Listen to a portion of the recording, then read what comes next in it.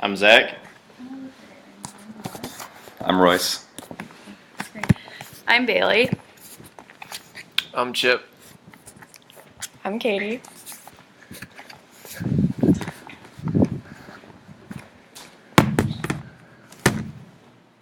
Alright, we work a minimum wage job and John Doe is our boss. What else do you expect?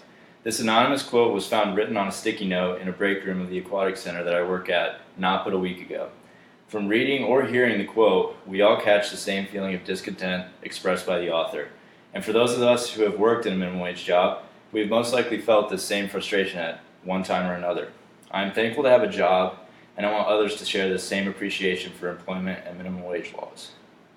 We as humans have a tendency to dwell on things we are deprived of while ignoring those things that are granted to us every day.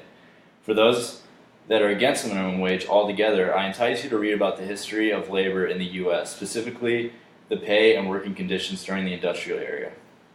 According to Orrin M. Levin Waldman, the minimum wage, the first minimum wage law in the U.S. wasn't adopted until 1912 and was intended for women and children. Before this, it was the corporate leaders that decided the wage of the workers, and of course they're going to pay as low as they can so they can make the most profit. Okay? In the words of John Mitchell during the Progressive Era, he is not really a free man who is forced to work unduly long hours and for wages so low he cannot provide the necessities of life for himself and his family.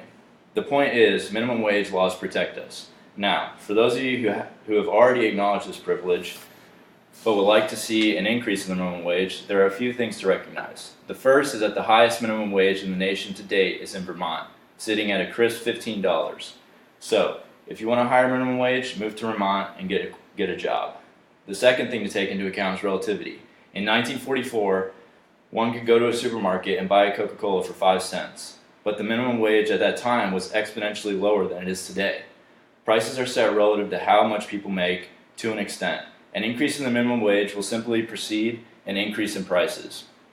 Additionally, although the minimum wage in Vermont is almost twice that of Missouri, it is more expensive to live in Vermont than it is in Missouri. So, you might want to second guess your move to the Northeast. What then can be considered a solution to minimum wage laws? Well, I personally don't think there's a problem with them. It is important for us all to appreciate the privilege of a minimum wage and stay up to date and educated on the parameters of their laws to ensure the most benefit for everybody. Thank you.